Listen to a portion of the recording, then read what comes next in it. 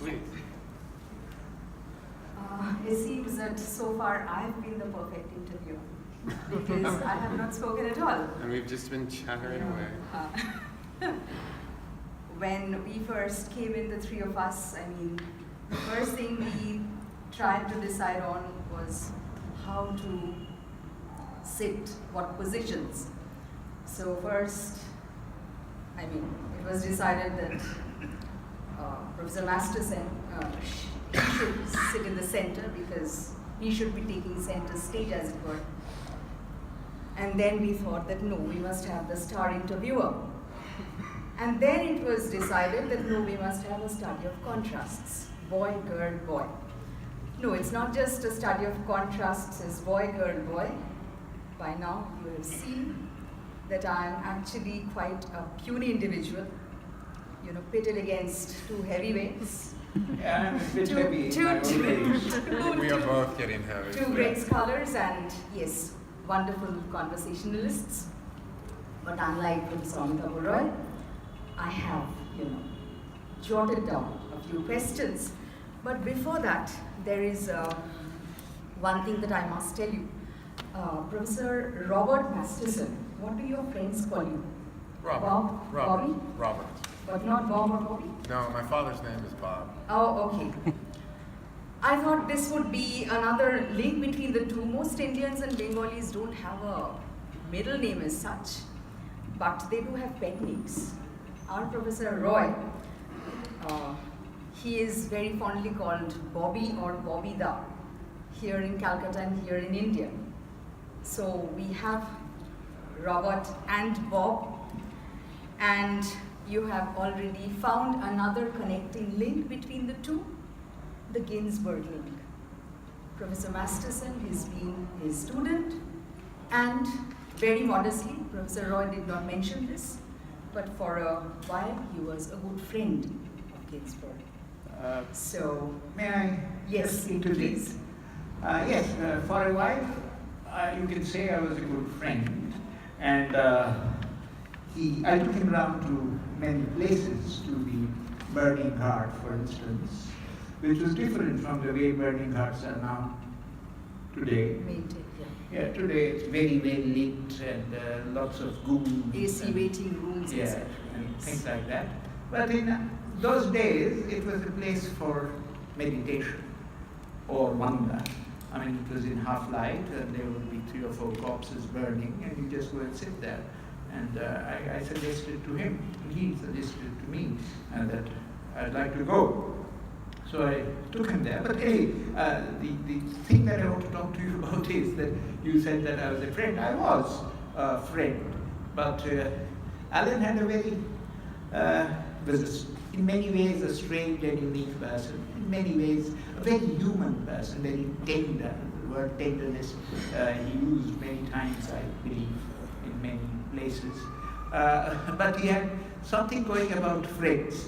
I mean, whoever he thought would become famous, he would have taken down all his bio and kept it in his mind, and then later transferred into his journals and books. In fact, when his library was sold or distributed, I mean, there were thousands of items with addresses and things like that. So he never really took my address because he didn't think that I should ever become famous. But he thought that, yes, but we did connect up through friends and other ways. So he thought me a friend, but he didn't consider me to be a very person he would like to be always very friendly with. Professor Masterson, we understand that this is not your first visit to Calcutta, but I mean, what are your impressions about the city? Oh, my goodness. All Calcuttans want to hear that. Well, let me see how to explain this. I'm a country person. Okay. I was raised in a very small town. My school in New York City, just my school, is twice as large as the town I was raised And it's in the middle of a city of 8 million, which for us is a lot. For Calcutta, I don't think it's very many. Calcutta is noisy, filthy, smelly, aggravating, heartbreaking, and utterly, undeniably beautiful. And I keep coming back. Can't keep me away. Heartbreaking in what sense?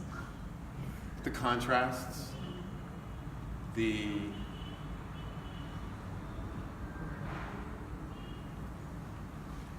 intensity of the beauty that is found here. I sometimes find staggering.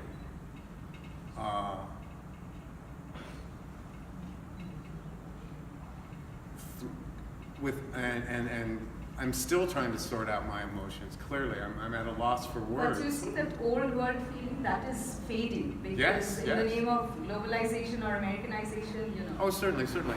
Just the differences between prior demonetization and post demonetization, if I'm saying it, or is it monetization? I don't know which. Certainly, I've seen those changes, and the shift from an all cash society to the beginnings of a credit-based society, and how that's going to be affecting Indian society as a whole. In some good ways, and probably in some not so good ways, with which I'm very familiar coming from an entirely credit-based, debt-based country. Speaking to you as a debt-ridden person. Affluent is what we call it. Affluent. No. I'm the opposite of affluent. Not you. Yeah, those are the people that I'm indebted to.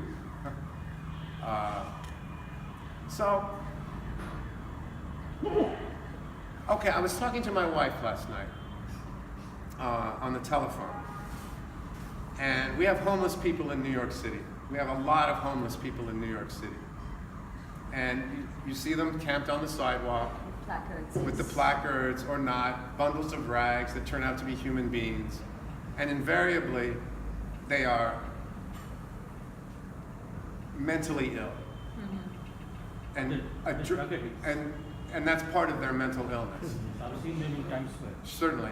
And a large part of that is them trying to medicate themselves. A tremendous number of them are veterans of the American Armed Services. And the system has failed and cast them aside. And I was saying, and then here in Calcutta, a lot of people live on the sidewalk. And I've seen many people living homelessly on the sidewalk with laughter and color and joy in their lives. Thank you. The short bio note that we received stated that you've been inside men's and women's prisons. As a visitor. As instructor and mentor. So what kind of drama therapy, which is No, creative writing. Oh, okay. Strictly writing, yes. The first time I worked inside of a prison was in the old New Mexico State Penitentiary, something they called the Devil's Workshop, the site of the worst prison riot in American history. A very, very rough place to be.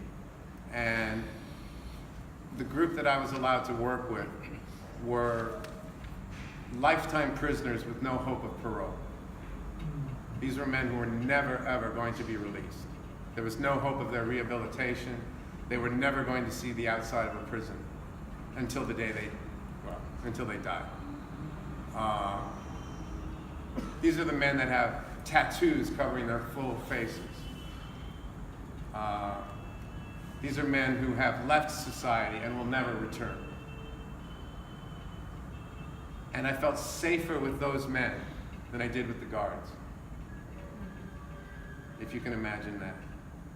That these men appreciated and treasured the opportunity to do something other than what they did every single day, that the workshop began to afford them the ability to put words to feelings that they had been unable to express prior to that. That they were able to, in a safe environment, away from the general prison population, in an environment in which a truce had been called, all wars were off, no gangs were allowed. So, and American prisons are riddled with gangs.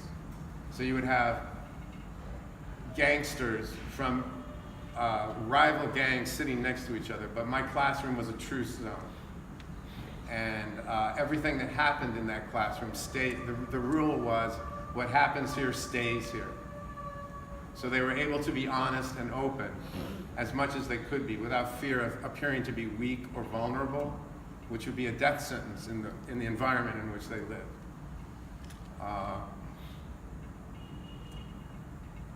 And it was amazing the transformative power that language and new language and the ability to speak language that had never been spoken aloud before gave these men, turning what had once been a gladiator school into something more like a monastery.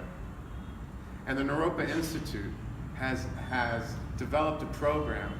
I'm proud to say that I was the first person, when I did go to Colorado, to begin an outreach program into the Colorado prison system.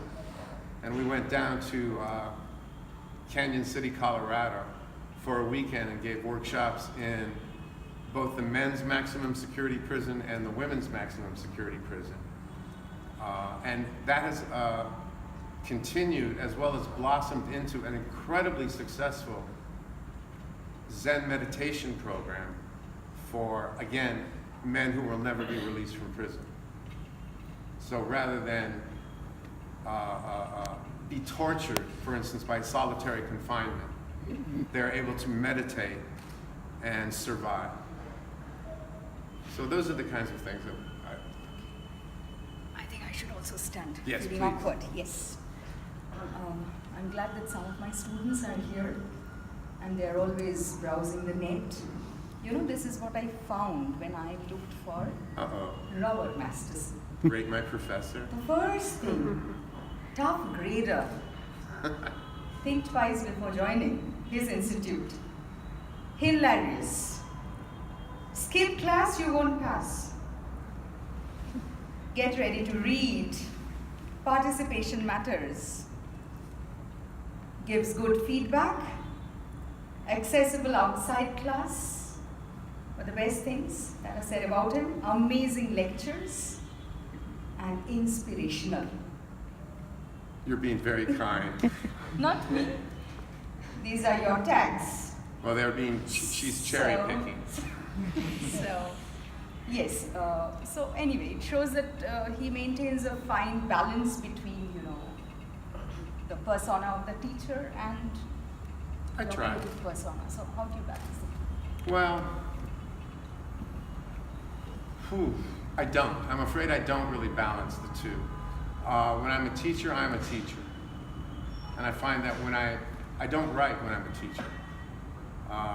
During the school semester, that energy is used up in the classroom. I come home, imagine being a carpenter, and you work 8, 10, 12 hours a day being a carpenter, and you come home and you decide to relax by building a bookcase. No, that's not me. So, after a full day of dealing with students and literature and poetry and essays and writing, I come home and I just want to sit with my wife and a cat and be very quiet and get ready for the next day. But in between semesters or during a holiday, during the summertime, if I don't happen to be teaching, that's when I find the energy comes back. So I really don't do a good job of balancing, I'm afraid. I'm not a good multitasker. What we do, I guess we learn on the job, or the jobs. Exactly. I can do one thing at a time. I'm a terrible multitasker. Very nice to hear that. Okay. Interesting that Professor Masterson brought up Hemingway in his conversations initially. When I was jotting down the questions that I thought it would be nice to ask, I wrote this down. Hemingway had an abhorrence for critics, and he said that God, people who are paid to have attitudes towards things, professional critics, they make me sick. Camp-following eunuchs of literature. And he stated that he was opposed to writing about the private lives of living authors and psychoanalyzing them as they were alive. Criticism was getting all mixed up with a combination of the junior FBI men, discards from Freud and Jung, and sort of communist people missing laundry list school.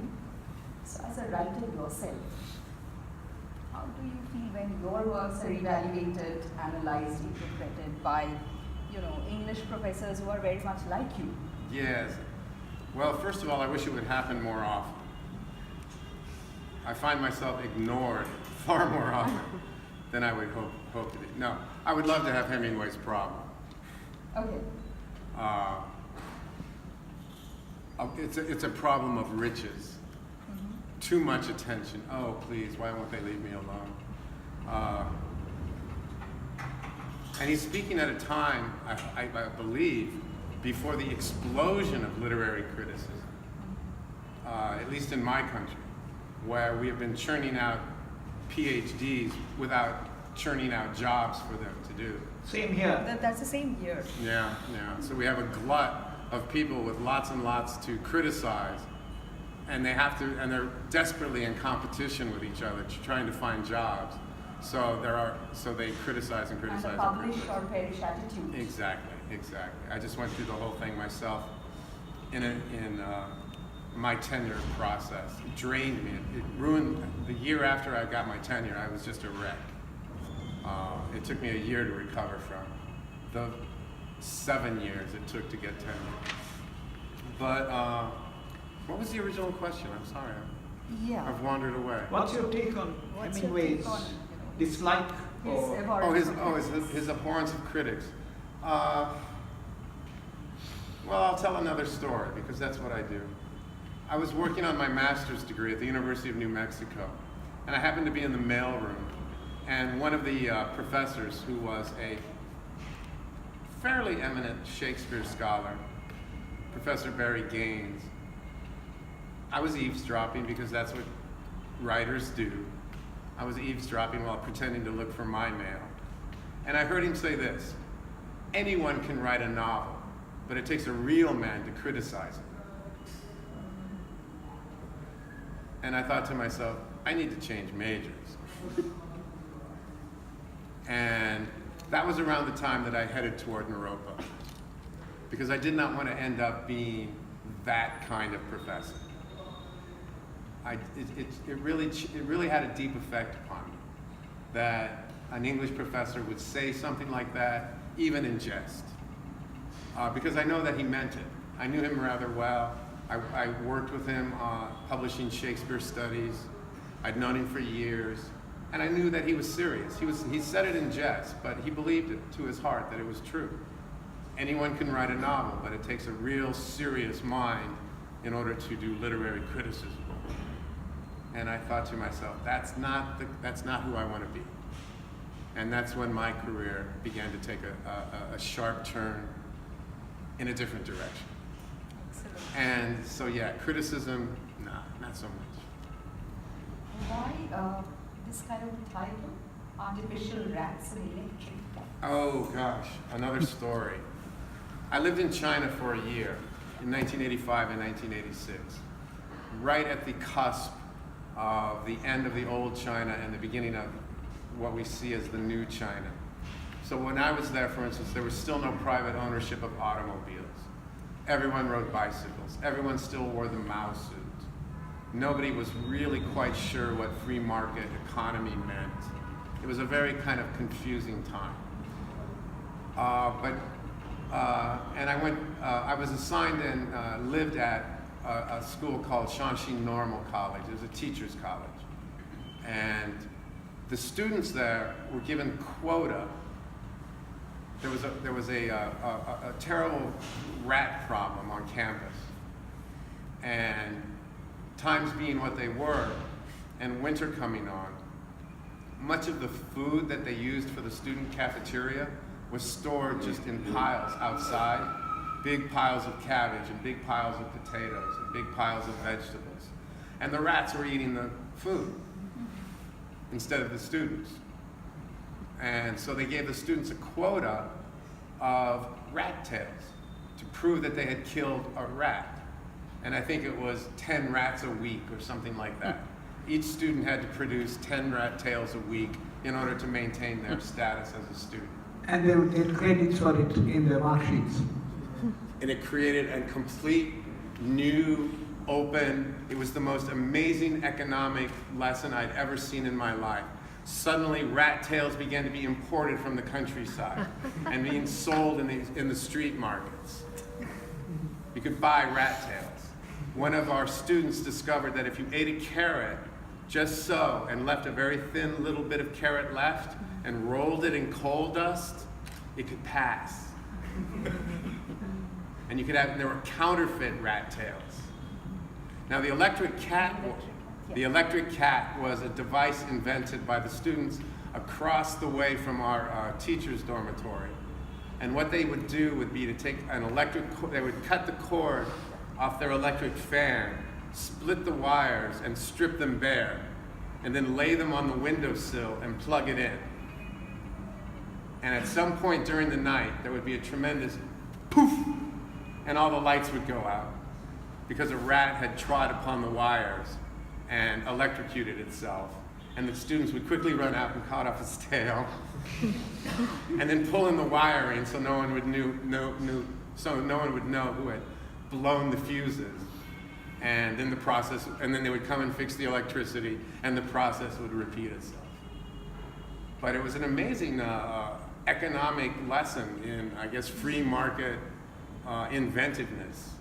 And it lasted for, a good 6 months before the authorities finally just gave up and springtime came and I guess the rats went away or something. But that's where the title comes from. The Chinese hostel life is far more interesting than hostel life here. Well, I don't know if it is anymore or not. For me, the country is completely unrecognizable, and I'll never be able to go back. So I won't be able to compare firsthand, but what I see from magazines and newspapers and documentaries on television and things like that, it seems to have changed almost to an unrecognizable state. And perhaps not for the better, oddly enough. But no, I'm not allowed back in. They asked me to leave. And I'm not sure if there's a warrant for my arrest still in China. But I'm afraid to ask, because if there isn't, there will be. But do you want to go back? I would love to have the freedom to go back.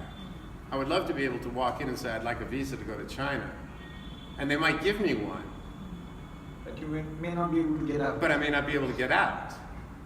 And I really hesitate to place myself under the auspices of the Chinese judicial system.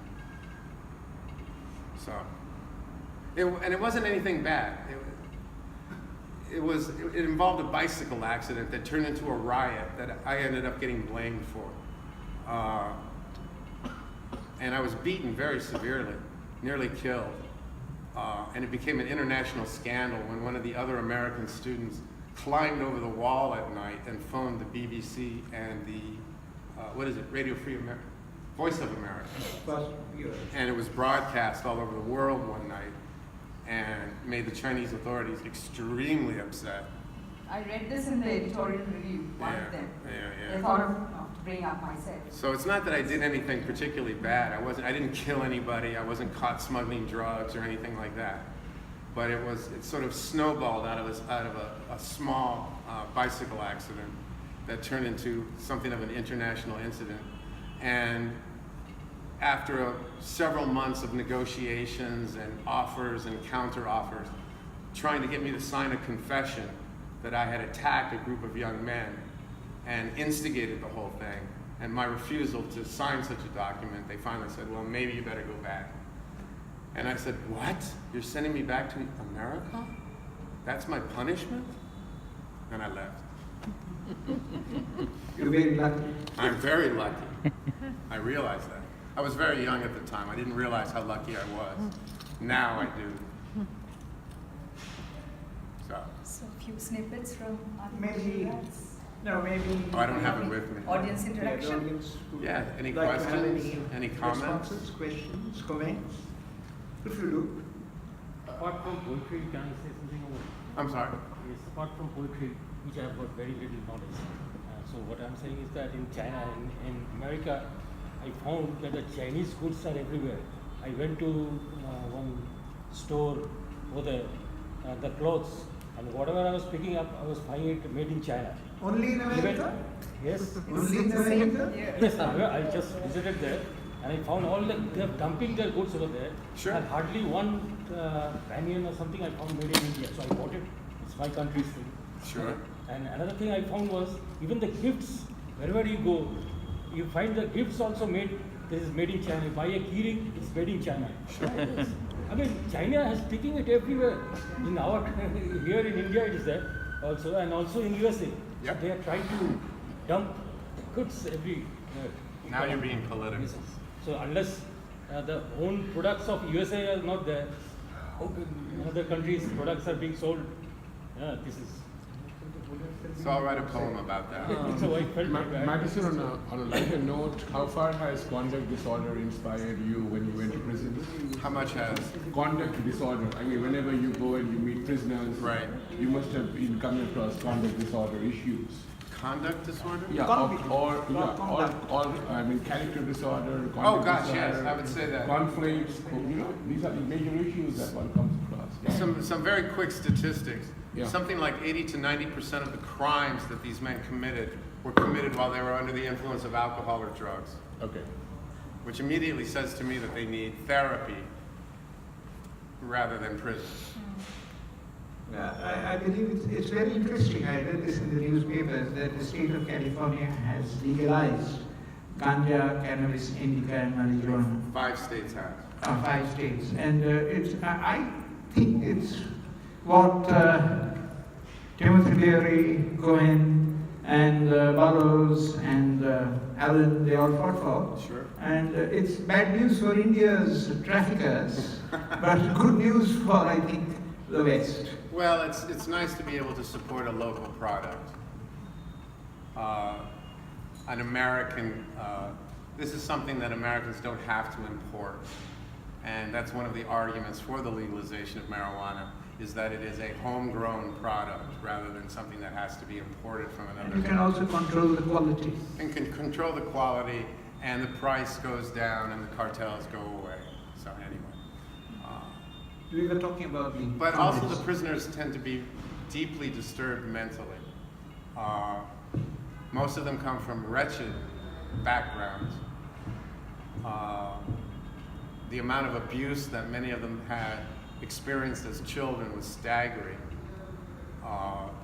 Surprised me that some of them had survived, and clearly survival is a relative term when you're talking about someone who's in prison for the rest of his life. But he wasn't dead. So the American prison system now is becoming privatized. I don't know if you're aware of that. But more and more prisons are being built to be profit centers. And prisoners are being denied even the most, what we used to consider the most basic fundamental rights, such as an education, decent health care, decent mental health care. These things are being stripped away in the name of profit. And the situation is becoming increasingly untenable as more and more prisons turn into what I earlier referred to as a gladiator school. A young man will go in on a relatively minor offense and come out as a monster. You said you love Kolkata. That's what you come back, again and again. Yes. So I'm sure that you learned some Bengali thing. So can you share some Bengali words or maybe some lines of Bangla language? I have not a word in my tongue is old, thick, and stupid. U and A are universally being I taught him Haniba. Anibar, Henibar. And I know a lot of people say, "Ah, cha, cha, cha." It's the same Bangla. But my head got filled up with other languages a long time ago, and I'm too old and dumb for that. It's just, I'm sorry. I feel embarrassed to tell you that I No, that's okay. It happens. I just wanted to make a comment. So I think that the fact that you mentioned that how world is moving toward microfiction. There's this group in India called Terribly Tiny Tales. I don't know if you've heard about it, No. but they're very active on the social medias, and it invites a lot of people, a lot of students, anyone who's interested in telling stories in a few words. They're very active on Twitter and Instagram especially. And I think that is the sort of the question that I wanted to ask you is, do you think this, the way that we are heading towards microfiction, that is like the trend of today, because people are not really capable of holding on to a book or a novel or longer poems for now anymore. They are more interested in something which is shorter, which is very to the point, or something which is small but leads them to think more. Do you think that is the movement, that is the direction in which we are moving now? Well, I can only really speak for the United States and my experience in the United States. I would hate to speak for anything beyond that. I do know that my students' attention span is growing shorter and shorter and shorter and shorter.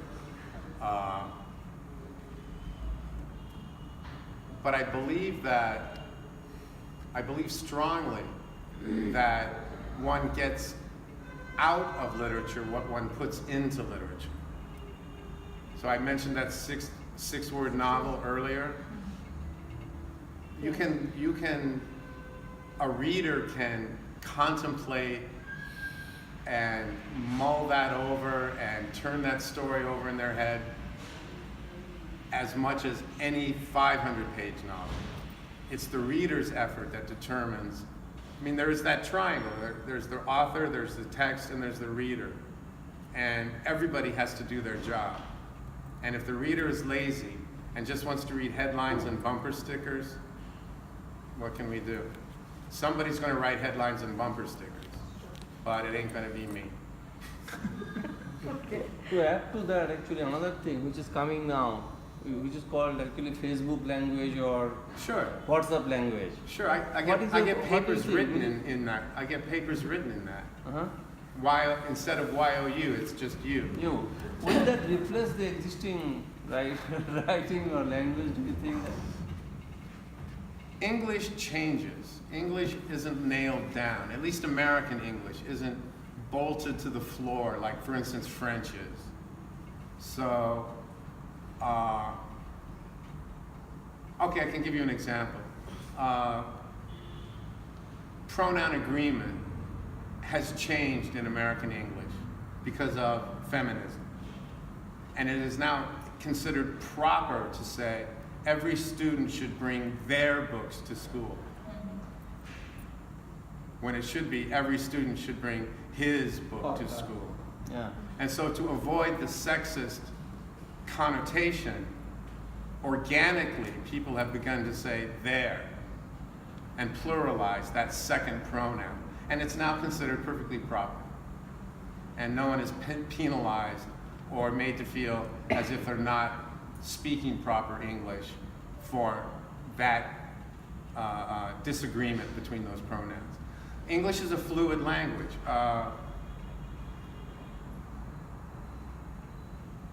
The English word for masala is masala. And that's it. We take the thing and we take the word. It was so frustrating for me in China because, for instance, they call airplanes in Chinese flying machines. They call telephones electric talk. A computer is an electric thinking machine. Whereas in Japanese, a computer is computa. Take the thing, take the word. And when the culture changes, when the society changes, when the attitudes toward women changes, the language changes. and whatever stuffy grammarians may be in ivory tower saying that's not proper English, nobody really listens to them because it feels awkward and wrong to say it the other way. And to say his or her takes too long. And there again, it's his first, her next. Of course, So, and it places the male in the primary. Right. And you may be aware that we're going through quite the spasm right now in the United States regarding the relationship between men, women, power, dominance, that kind of stuff. Yes? Thank you, Professor. I'm not a literate person. Basically, I'm a scientist. So my one specific, I just prompted with this gentleman. Now, what will be our next future for our Indian, particularly this brain, we are calling the brain drain problem.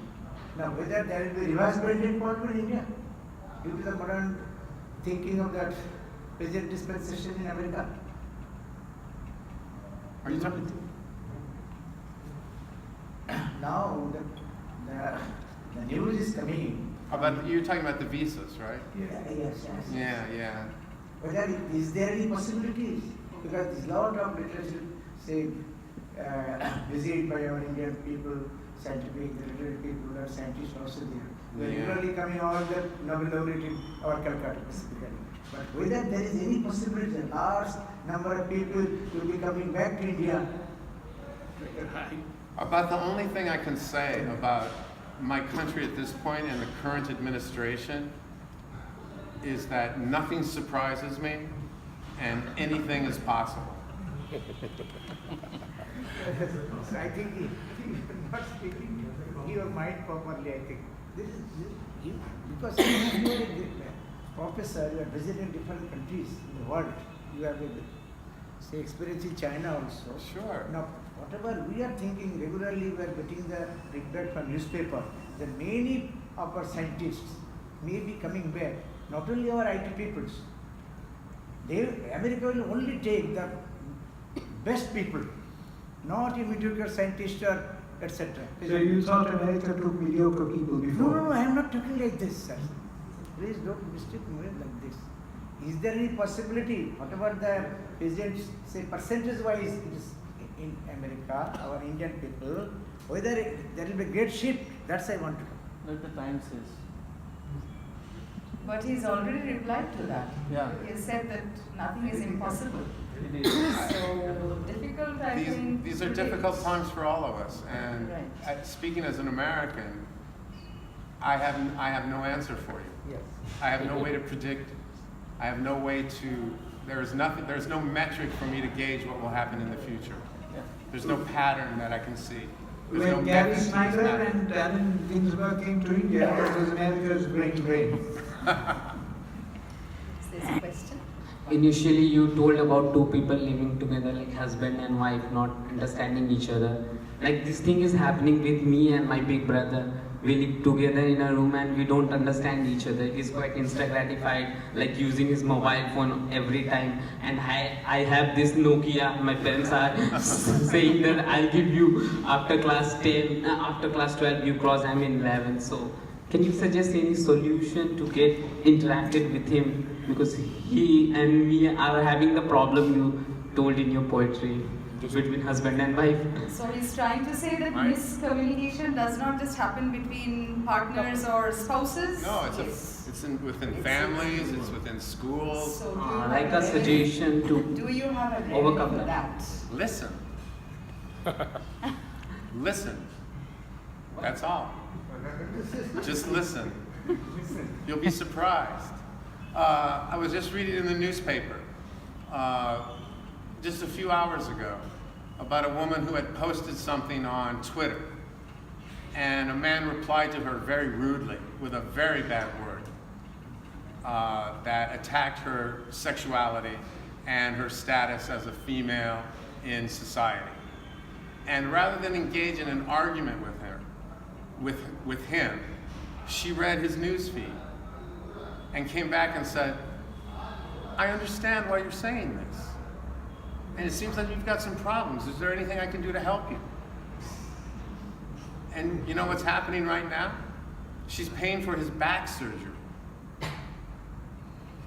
She has met his aggression with kindness. And that's the best suggestion I can have, because it freaks people out. It just, they don't know what to do. When they come up to you and they're really aggressive and they're really mean and they want to fight and you're nice, they just don't know what to do. They're at a loss. And what's the worst thing that could happen to you? You might get knocked down. But Professor, that is actually in theory, but in practice, practical life, it is weird. Well, you can also run away.